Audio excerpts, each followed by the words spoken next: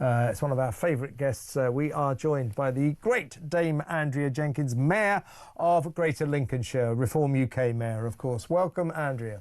Hi, good to see you, Kevin. Always a pleasure. Well, look, can I get your thoughts, first of all, on... we've got to be slightly careful, you'll understand legally, but Yes. I want to talk about the conviction yesterday of the cowardly thug, Mohammed Fahir Ahmaz, who was found guilty. He denied the charges, but he was found guilty of beating the hell out of two female police officers, breaking one of their nose. You will have seen the video, very distressing, blood all over her face. Poor woman. Also, he was found guilty of head-butting a passenger at Manchester Airport, who he says had racially abused his mother. So he's 20 years old and he's facing sentencing. We should mention that both him and his older brother, a guy called Mohammed Ahmed, he's 25, are facing a retrial because both of them were also charged with beating up a male copper called PC Zachary Marsden. And the jury couldn't reach a verdict on that, so there will be a retrial. But in terms of Mohammed Fahir Ahmaz, he is guilty of a disgusting, cowardly attack on two women. I hope he's proud of himself. Now, he hasn't been sentenced yet, but I'm wondering, Andrea, when he does get sentenced, will he get a longer sentence than Lucy Connolly, or a shorter sentence? Lucy Connolly, of course, doing 2 years and 7 months for writing hurty words on Facebook during the Southport riots last year. If he gets a shorter sentence than Lucy Connolly, I think there'll be hell to pay, and there should be hell to pay, don't you think? Oh, most definitely. I mean, we can't obviously prejudge it, but yeah, he deserves to go down in my books, and he deserves to go down for a long time. And I understand he didn't appear to have any remorse or apologise, etc. And look at how the left made out it was a racist attack against him himself, and it was very hard to get the footage out there, wasn't it, of the truth, what actually happened. And yeah, there'll be anger on the streets, no doubt about it, if Lucy Connolly had a stronger sentence than him. What kind of a man does that? We've seen the video. A coward in my books. We've seen the video. He's raining punches down. Someone unhinged, on two women. Look at that. Look at Yeah. that. Look at that. What kind of a man does that? As I said, someone unhinged, Kev, who doesn't belong on our streets. I mean, if you can do this in the public, what does he do behind closed doors? That's what I say. Yes, well, exactly right. And we have to be careful with the other side of this story. But of course, PC Zachary Marsden was the copper. As I say, bear with me and join me in our legally careful journey here. But PC Zachary Marsden was the copper who was filmed kicking one of the brothers. It's actually the one who's been found guilty, Fahir Ahmaz. It looked when we first saw the video, it didn't look great. No. And then we saw a different angle of the video, and we understood why it was that PC Zachary Marsden may have thought, I need to control this situation with whatever methods available to me, and he used extreme force. Isn't it? Yeah. Now, if this is happening in America, Mohammed Fahir Ahmaz and probably his brother would be dead. They would be shot dead. So they're very lucky this happened in Britain, in nice, gentle Britain. But after that, we had a succession of senior Labour politicians, including the Home Secretary, Yvette Cooper, and the Leader of the House, Lucy Powell, just denouncing these... Well, it was attacking Richard Tice, wasn't they, in Reform, for defending the police lady. Yes. So no apologies from them either. Yeah. No. I mean, that's not good enough, isn't it? As Robert Jenrick said, you know, the police have a right to expect the backing of the government. Yes. Look, I mean, obviously we can't preempt things, but what it looks like from the outside, it looks like self-defense. It looks like they is sticking up for the police lady and trying to control the situation. And when you've got a maniac like that who's hitting a female officer like that, it's somebody unhinged. He needs to go down in my books for a long time. And the Labour politicians, they need to start apologising. Yeah, I wish they would. Now, but they never apologise, do they? Because they don't feel that they've done anything wrong. Because PC Zachary Marsden, who was filmed, booting Fahir Maz in the head, I think we later learned to suppress him because this was a situation that had spiralled into extreme violence. It was spiralling out of control. Yeah. He had to wait 150 days before the Crown prosecution finally said he wouldn't face sentencing. And I do believe... But just look at that Labour councillor inciting violence. Look how long we've been waiting with him, haven't we? Yeah. I mean, so what is going on here then, Andrea? Why are our Labour politicians like this? Again, it's two-tier justice, isn't it? They see anybody who thinks this is abhorrent as far right. And look, let's face it, if it was, if it was a white person, I believe, doing this, Labour would be condemning them, wouldn't they? Yeah, exactly. Defending the police. And unfortunately, I think we've got like that as a society. It's evident to me. And to me, I don't care what ethnicity somebody is. Everybody should be equal under the rule of law. It just struck me after we saw that video, before we saw subsequent video that put things into perspective. This is typical of these socialist politicians. They can't wait to condemn the police violence, police brutality.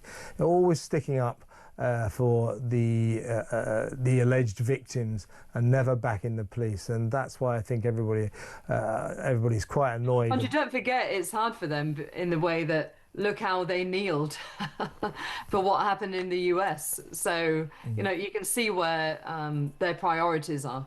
Yeah, exactly right. Can I get your thoughts before we go to break? Got a while yet, but I've just been discussing this with Robert Bates. I've discussed it with quite a few guests. The fact that we've been seeing these asylum seeker hotel protests unfolding all over the country with increasing regularity and with increasing intensity. By and large, thank God, they've all been pretty peaceful. In fact, I would like to see lots and lots of peaceful protests outside these hotels, so that perhaps the government could join some myself. If there's some in Lincolnshire, I'll join some myself, some peaceful ones, of course I would. Exactly. Now, when I heard last weekend, I'm sure you probably reached the same conclusion, that Keir Starmer had called an emergency meeting of the cabinet, called the cabinet ministers back from their various holidays. I think a couple of them had to come back from abroad for emergency meeting. I assumed it would be to discuss this rising tide of unrest sweeping across the country about the migrant crisis. Oh yeah, and all the levels of illegal migration. Yeah, about the people coming on boats. That's and what was this emergency meeting about? Palestine. Oh yeah. So this guy, I mean, my question to you, Andrea, is why is Keir Starmer not listening to what the people are saying? This is a deep-seated concern of millions of worried Brits about the migrant crisis, about the asylum seeker hotel crisis, the unknown young men, hundreds of them being foisted on unsuspecting communities. And all he actually calls an emergency meeting about a crisis in a country thousands of miles away. Why won't he listen to the people? Why he hasn't said a damn word about this yet? What's wrong with him? Let's face it, they realise that the British public are having enough of him, so is actually sticking up for the Muslim vote, the pro-Palestine vote, because that's probably only who's left to vote for him, Kevin. I've got no doubt about that, to be honest. Yeah. And also, look, I mean, it's the international stuff as well. I mean, why is he making these comments? You know, for decades, it's been saying about recognizing, you know, coming to a situation where you recognize both. But to then come out and really, I mean, has he consulted on this for such a strong statement about Palestine and recognizing it for its statehood? You know, I want to know if he's consulted on this. My feeling about it, for what Internationally as well. Yeah, my feeling about it, for what it's worth, is you know, you're quite right. He's cravenly pursuing the domestic Muslim vote. He's very worried about Jeremy Corbyn's new party, Jezbollah, as it's been nicknamed, which may well take a lot of the Muslim vote away from Labour. That's what this is. Well, they're losing the working class, British white working class votes to Reform, aren't they? Well, exactly right. And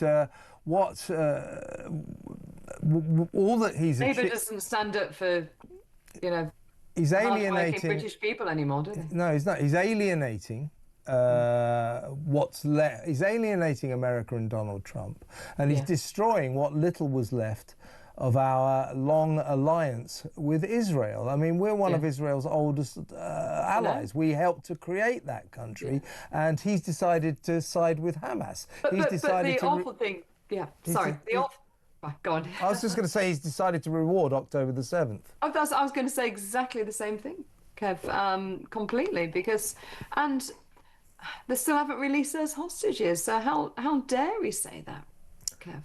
How dare he come to this conclusion and this threat when they're still holding these innocent hostages who saw some abhorrent things, didn't they? Young people murdered, you know, pregnant women, of the stuff that they had to endure and be murdered. It's horrific. So how can he side with terrorists? And the other Let's face it, it's something Jeremy Corbyn would do, isn't it? Yeah, and the other aspect of this, Andrea, is clear. He is the tail is now wagging the dog in the Labour Party. This recognising the state of Palestine, which, by the way, may be against international law. That would be funny. I mean, you can't. What's the point of recognising a pile of rubble, which is what Palestine is now? This is the tail wagging the dog, because this is what all of his left-wing backbench MPs wanted to do. So he's appeasing them, and he's cravenly chasing the Muslim vote. It's dirty, low-down domestic politics. It's nothing to do, you know, with morally worrying about the fate of children over there. It's nonsense, isn't it? Completely. And it shows how out of touch he is, because we should be talking about, if he's calling a meeting, talk about the migrant crisis, talk about how people don't feel safe on their streets in Britain. That's what he should be talking about. Yeah, that's what we thought that the crisis meeting, the urgent crisis cabinet meeting would be about. Instead, the urgent crisis cabinet meeting was about a country. I mean, what is it, 750,000 people this year that's come across us? 700,000. The latest figures reveal it's up until June 24 that the population that year swelled by 700,000, beaten only by the previous year, which was about 860,000. And that's still happening. That is crazy. And did you see, by the way... That's sustainable, isn't it? Yeah, that's legal migration. Did you see that 898 migrants came across the channel yesterday? I did. I know, absolutely. That's 1,769 since last Wednesday. Which hotel they're going to be going to? Put them in the Bell Hotel. That should mix things up. I want people to contact me. Where are the hotels in Lincolnshire as well? You know, I know of some of them, but I want to get writing letters about them. Yeah. Well, you know, we're only allowed to know about 70 of them, even though there are about 203, 204. And by the way, one last point before we go to break, Andrea. You know, they keep saying, oh, you know, we're getting all these migrants out of the hotels and we're going to put them in, you know, housing, social housing, private rentals. I mean, two things about that. I think, well, that's just rearranging the deck chairs on the Titanic. I don't think people in the end particularly care about the kind of accommodation these people are getting. What they'd like to see is them moved out of the asylum seeker hotels and then out of the country. Oh, completely. But the next stage for Labour is going to be in homes, isn't it? Yeah. Houses. I mean, don't forget, Rayner hinted at this during the election. It's going to. Yeah. I mean, what makes Starmer and the gang think that they keep saying, oh, we're going to get them out of the asylum seeker hotels? That's not what people essentially are protesting about. It's not the style or the kind of accommodation that we're giving. Bugger off to your own country. Yeah, it's like, why are we still letting them in at the rate of 1,800 a week? Yeah. It's ridiculous. People just want us to stop paying hard-working taxpayers' money on them, deport them, and as I said, in the temporary situation, while we're getting ready to support them, put them in tents. You know, we've got to be hard. No benefits, no cards where they get a daily allowance. And did you see the recent thing where, you know, some more veterans have been evicted? That's our story last night in Bolton. Oh yeah, of course it was. Yeah, I mean, to be fair, the housing association responsible for their eviction insists that these 11 brave heroes who fought for their country on the front line aren't being evicted to make way for asylum seekers. But it does bring into sharp focus that that's the way this country treats military veterans, so many of whom are homeless, and yet we go to the ends of the earth to provide lavish accommodation for foreigners who break into this country illegally. It's perverse. It is, and this is why I'm trying to reset the balance across Lincolnshire. You know, my veterans village, with the conversations and meetings I've been having, it looks like, fingers crossed, that we can start building the foundations in the next 12 months and get this off the ground. So that sounds great. And to me, it's about putting that stake in the ground that, look, we care about you, we care about British citizens, and we're going to reset that balance, because that's what we really need to do. I'm sure you want to help local military vets, but I've got 11 guys in Bolton who could do with a bit of a hand at the moment. Absolutely. Listen, we're going to go to break now, and when we come back, Andrea, we're going to talk about some local Lincolnshire stories that you already, I'm sure, know about, but I think will interest you. We'll talk about that next, so stick around, folks. Welcome back. I'm still with Dame Andrea Jenkins, Reform UK Mayor of Greater Lincolnshire. Well, Madam Mayor, I want to talk about a couple of local stories. As you said, we revealed last night that 11 military veterans are being kicked out of their housing association flats in Bolton in a row with the local council over who pays their rent, basically. But it just reveals how our values have been twisted, and we are prioritising the welfare of asylum seekers and foreigners who break into our country illegally over the welfare of people who have risked their lives for their country. Now, this is a matter that concerns North East Lincolnshire. Now, there's one Reform councillor there. I'm sure you know who he is. He comes on our show quite a lot. He's very sound, isn't he? Yeah. Nice young man called Oliver Freeston. Well, let's watch this video. It speaks for itself.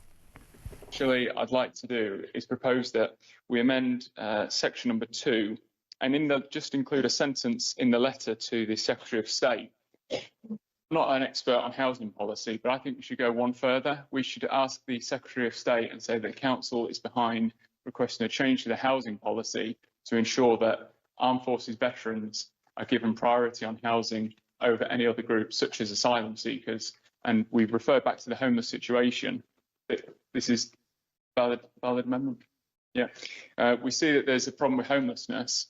For me, the way to tackle that is by showing, not just through words, not just nice letters that we send, but showing that we mean it, that armed forces veterans, British people, should be put before any asylum seekers, illegal immigrants, call them what you want. So if we can support that amendment and show tonight that actually we do believe that armed forces are the bread and butter of our country, I'd love to see the support for it. I will need a seconder for the amendment. As we know, I'm the lone Reform voice in this chamber, so if anybody's brave enough on any bench to second that and actually put the money where the mouth is, it'd be great and we can have a vote on it. Thank you, Madam Mayor. Do we have a seconder? No one brave enough.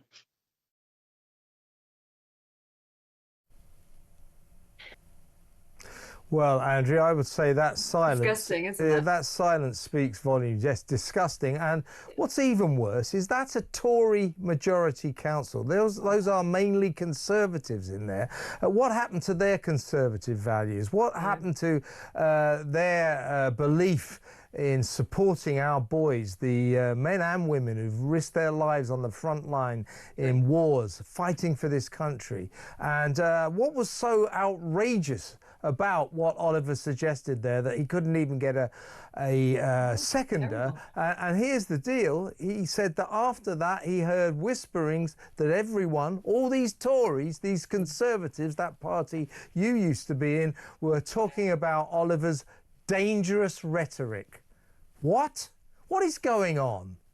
Look, first of all, fair play to Oliver. I mean, to stand up, that lone voice for the public. I mean, he was our parliamentary candidate. Hopefully he'll knock Melanie out next time, who I've been having a public spat with this week. And look, we've got a lot of One Nations left in the party. This is why they're going to be obsolete eventually. And this is a problem. You know, why? We know there's issues in North East Lincolnshire.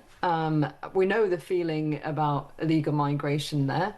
And I got loads of votes in that area, and we are targeting that council next year. You know, and, you know, touch wood, we will win some seats. But it's abhorrent. I mean, like, speaking about our veterans who stuck up for our country. It's awful. It really is. Now, Oliver sent me another missive to do with this council, this rather dubious council. That was a full council meeting, by the way. Yeah. Now, before a full council meeting, this being a Christian country, the tradition has been to say Christian prayers, to read Christian prayers. That is being scrapped. The council has decided to scrap the reading of Christian prayers before full council meetings, and I quote, to reflect the UK's multicultural society.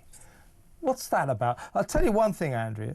That'll happen in Parliament under a Labour government next. You can see it as well, can't you? But I call them the Uni Party now. They are. Yeah. You see, but you see, it's all very well to talk about Britain's multicultural society, by the way, which is turning out to be a bit of a disaster, isn't it? Yeah, exactly. But this is not a secular nation.